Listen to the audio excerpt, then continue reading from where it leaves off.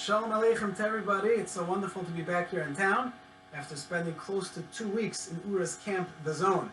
I've come back inspired, and I wanted to share with you some of the inspiration that I received over the last 2 weeks. As you're all familiar, camps this year in New York State didn't open as usual, so instead Ura ran something called the Family Zone, where they invited multiple families who they have a relationship with, families who have become inspired to live a religiously observant lifestyle. And I wanted to share with you 2 couples who I met, both of whom share the very same point and story with me that I think very much speaks to something that we can do as well. One individual told me that he grew up in a very orthodox religious home. His father was even a well-known rabbi. And instead of following his father's path, after 2 years of Beis Medrash, he threw in the towel and said, "I'm finished. I'm done with Torah. I'm done with mitzvos. I'm not living a religious life." He left the area and decided to marry another woman, Jewish indeed, and they both lived an incredibly secular life. He said that nobody would even imagine that they were Jewish. He was confused with others who were not Jewish at all, and nobody would have an inkling that this person was Jewish. As life took him to the next stage in retirement, he happened to have moved closer to the camp area near Albany, and it was only one word that somebody said to him: "How about coming to Shabbos? And how about spending some time at the Zone?" That he decided to reinvestigate, reconsider, and think about the life that he lived. That very short invitation, that smile, the genuineness that he was offered allowed him to return to Yiddishkeit and to now live a regular, observant life, and how happy he is.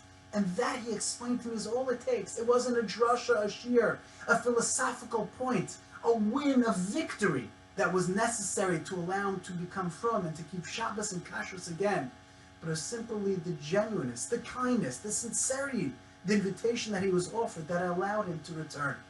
Similarly, another couple who I met, an Israeli secular couple, who grew up very far from Yerushalayim, from the center of the city, from the center of the land of Israel, a secular Israeli, whose life sort of brought him from place to place, and he found himself in Philadelphia on Yom Kippur. And there was that he stumbled into a shul, and he wound up spending the entire day of Yom Kippur in that particular shul. But he told me it wasn't the tefillah, it wasn't the fasting, it wasn't the rabbi's sermon, the speech, the drasha, the people's intensity in tefillah. But it was rather the nice, kind words that people said to him. "Where are you from? What are you doing here? What's your name?" That's all it took for him to decide that he wanted to stay with these people, to be with these people, and ultimately to live a firm lifestyle. Today he still lives in Philadelphia, has an observant family, children who go to the regular day schools in Philadelphia as well. But these 2 stories allowed me to recognize that one word is so powerful, it could breathe life and infuse mission into a person. But at the same time, it could cause death and ultimately destruction as well. And in the time period that we're living in, you can look and see throughout our history that it's actually one word, and one word only, that sealed the fate of Klal Yisrael at 2 epic points in our history.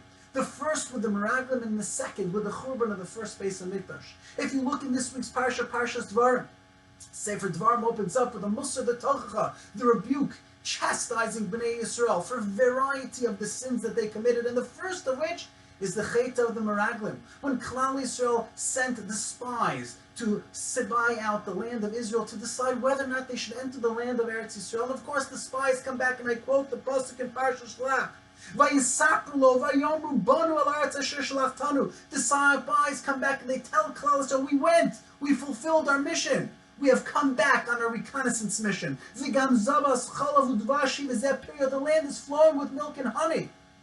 Efes, but, however, Chi'oz ha'ama yoshev arts, the people who dwell in that land are very strong. The people are big, they're large, the cities are fortressed. We're not going to be able to make it. But if you look in the Rishonim in Parsha Shlach, most prominently the Ramban asks the question, what did Klal Yisrael do so wrong? What did the spies do so wrong? They were telling the truth, they weren't lying. More than that, Moshe acquiesced to their request to enter the land of Eretz Yisrael on the spy mission. HaKadosh Baruch Hu said, "Shlach lecha," told Moshe, allow them to enter. What did they do so wrong? Says the Ramban, it's one word. They said one word that was inappropriate. It's the word efes.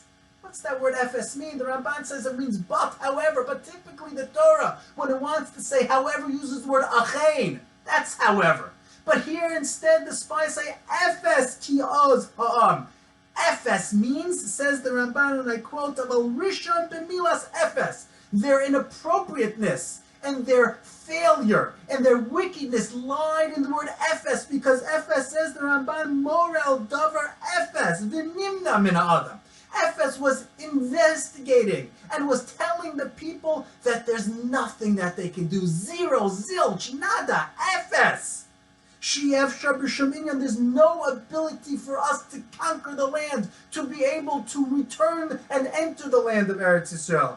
Kilashon ha'efes lanetzach chazdo, a pasuk in Tehillim which indicates the word efes means nothing. Ve'enod efes elokim, efes means nothing, zilch, nada. And that is the curse that Klal Yisrael did when they said that one word only, efes. And that's what sealed their fate and their punishment, to sojourn in the desert for another 40 years. And of course, we all know, as the Gemara says in Maseches Taanis, that night was Tishah B'Av, Yivku Kol Ha'am B'Layla Hahu. They cried on that night. And the Gemara tells us, HaKadosh Baruch Hu responded, Atem B'Chisem B'Chiyah Shel Chinam. You cried for nothing. I promised you that you could enter the land of Israel. Ete L'cha B'Chiyah L'Doros. I'll really give you something to cry about. And that night ultimately became Tishah B'Av. But it's one word, says the Ramban, the Risham. Their wickedness lied in that word Efes, nothing. And that's all it took for the ultimate punishment. Fast forward 890 years later, the Churban Bias Rishon, which took also place on Tishah B'Av, that very same evening, on that fateful night. Why did the Churban happen? And the Gemara tells us in Maseches Gittin and Daf Nun Hey on the Beis that because of one story, the well-known incident of Kamsa and Bar Kamsa, the nemesis, the two people who the Gemara tells us about, an individual was throwing a party and told the shliach, told his officer, the proxy, invite my good friend Kamsa to a party. And instead the proxy invited Bar Kamsa. When the party began, he saw that Kamsa wasn't there, but it was rather Bar Kamsa was there. And that was his nemesis. And he turned to Kamsa and said, what are you doing here? And Kamsa said, I was invited. One word, the host said, poke! Get out of here! And that one word, poke, sealed the fate, says the Gemara, ultimately for the Churban. Because as the story continues, the fellow was so embarrassed, says, look, I'm already here. Just let me stay, I'll pay for my meal. What did the host respond? One word, lo. And again, the individual says, look, you don't want me to pay for my meal, I'll pay for half of the feast. And again, what did the host respond? One word, lo. And finally, out of sheer embarrassment and the inability to be able to leave, he said, okay, I won't only pay for my meal, for half the feast, I'll pay for the whole Suda. And the host turns to him and again says, lo, no, get out. And that was the end. One word, poke, and another word later, lo, sealed the fate, because the Gemara tells us this individual was so embarrassed that there were rabbis at the Suda, and they didn't rebuke the host, that he went and he slandered to the Roman government and told them that the Jews are planning to uprise in an anarchy. And as a result of that event, he went to the emperor, and the emperor sent out his troops to find out if it was true or not, and that's how the entire Churban began. So 890 years earlier, it was the one word Efes that caused Bnei Yisrael not to enter the land of Eretz Yisrael. And the Churban Abayis all were caused because of one word as well. Poke or lo. And that one word sealed the fate of history, the Churban Bayis Rishon, the destruction of the first Beis HaMikdash. Thus we see that one word can infuse life, can breathe life into somebody. But at the same time, one word can kill, can decimate, can create friction, and can cause a building to fall down. But allow with me to share with you two more stories that speak to this point. The year was 1973. A rabbi by the name of Shlomo Riskin was giving a lecture in Miami Beach, Florida, in the Caribbean Hotel, and he was talking about the Chafetz Chaim, the great sage, the saintly Rabbi Yisrael Meir Cohen Kagan, who died in the year 1933. And he was giving a lecture about the piety, the caring, the kindness, the scholarship of the Chafetz Chaim. And toward the end of the lecture, he decided to tell a story which he didn't know much about, but he said, look, I'll be honest, I don't know this story in totality, but I need to share with you the general story because it speaks to who the Chafetz Chaim was. There was an individual, a bacher, a teenager in the yeshiva, who was caught smoking on Shabbos. And he was told by the administration to leave the yeshiva. But there was one final thing he had to do. He had to meet with the Chafetz Chaim, the head of the city, the head of the yeshiva, the dean. And he went to the Chafetz Chaim's house, spent 2 minutes with the Chafetz Chaim, and he left and he said, I could stay in the yeshiva. But nobody understood why, and it was kept a secret. The boy went on, stayed in the yeshiva. That's the story. The lecture concluded, and at the end of the lecture, an elderly man came over to the rabbi, to Rabbi Riskin, and said to him, how do you know that story? He said, I don't really know the story, but I heard of it, and I'm not sure much more about it. And this elderly gentleman said to Rabbi Riskin, I'm that boy. Let me tell you the story. They walked outside, and for 10 minutes in silence, he couldn't even speak. And he began to tell Rabbi Riskin that what happened to him was terrible, and he was bitterly embarrassed and shamed. What's he going to do when he enters the Chafetz Chaim's home? And the Chafetz Chaim brought him into his house. He sat him in his chair in his room. And the Chafetz Chaim held his hand and said to him one word, Shabbos. And he began to weep and cry.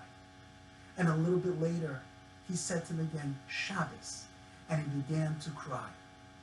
The boy left the house, went back to yeshiva. The rest is history. He went on to be a pious Jew, a law-abiding Jew, a Torah-observant Jew. One word the Chafetz Chaim said, Shabbos secured a life for this person. But if we can't do it in one word, maybe 2 words. And let me share with you another story from the classic work, Hasidic Tales of the Holocaust, one of my favorites, as you all know. Yafa Eliach, on page 129, recounts the following story that took place. There was a very well-known Hasidic fellow, a Rav, a rabbi, near the town of Devinsk, the well-known Jewish city. He was a wealthy man, and he would walk regularly with his cane, his up hat, and his frock, and he would take a walk early in the morning, and was very meticulous to meet everybody who he saw with a kind good morning, hello, how are you doing? He would greet everybody like the Gemara says in Maseches Brachos, Amru Lav al Rabbi Yochanan ben Zakkai shayamaktim shalom l'chol adam afilu nachri shebashok. Rabbi Yochanan ben Zakkai, the great scholar, the great Tana, the student of Hillel, was meticulously careful to greet everybody and say hello, even a non-Jew. And that's what this Hasidic rabbi did. He greeted everybody with a hello, with a good morning. But there was one particular individual. His name was Herr Mueller, who we met every morning on the outskirts of the city, and every morning we would say to him, good morning, Herr Mueller. And Herr Mueller would respond back, good morning, Herr Rabbiner. And that would happen for days, weeks, months, and years. And while later the Holocaust came, the war came, and quickly the city was diminished, and nothing was known about this rabbi and about this Herr Mueller. The rabbi's family was killed completely in Treblinka. The rabbi was sent to Auschwitz. And it was one day that there was a selection, and the rabbi was in line. Right meant life, left meant death. And as he inched closer to the German Gestapo who would make that rule, right or left, he quickly raised his head, and I read the story.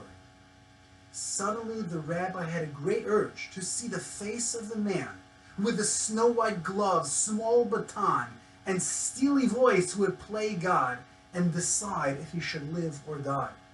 He lifted his eyes and heard his own voice speaking. Good morning, Herr Mueller. Good morning, Herr Rabbiner, responded a human voice beneath the SS cap, adorned with a skull and bones. What are you doing here? A faint smile appeared on the rabbi's lips.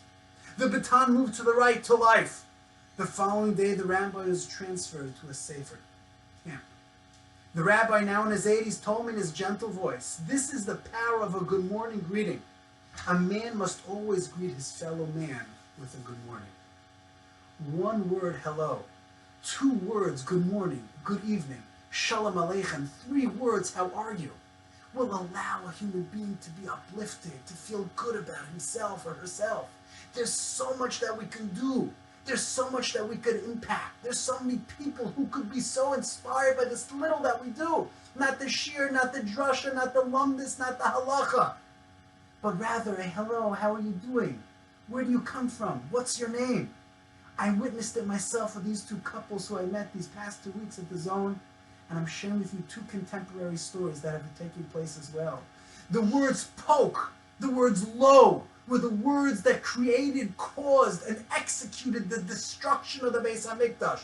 The words Ephes, the words that were used by the Meraglim who required Bnei Yisrael to receive the punishment of the Chet of the Meraglim, that the didn't allow them to enter Eretz Yisrael. Just one word can create death, exile, decimation. And one word can allow a person to live as it did with her Rabbiner.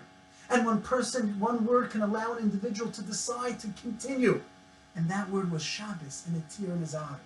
Let us contemplate, consider, that as we're all familiar, the second Beis HaMikdash was destroyed because of sinas chinam, baseless hatred.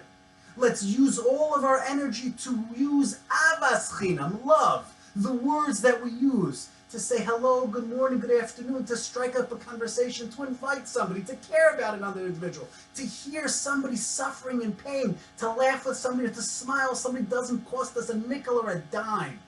But that's all it takes.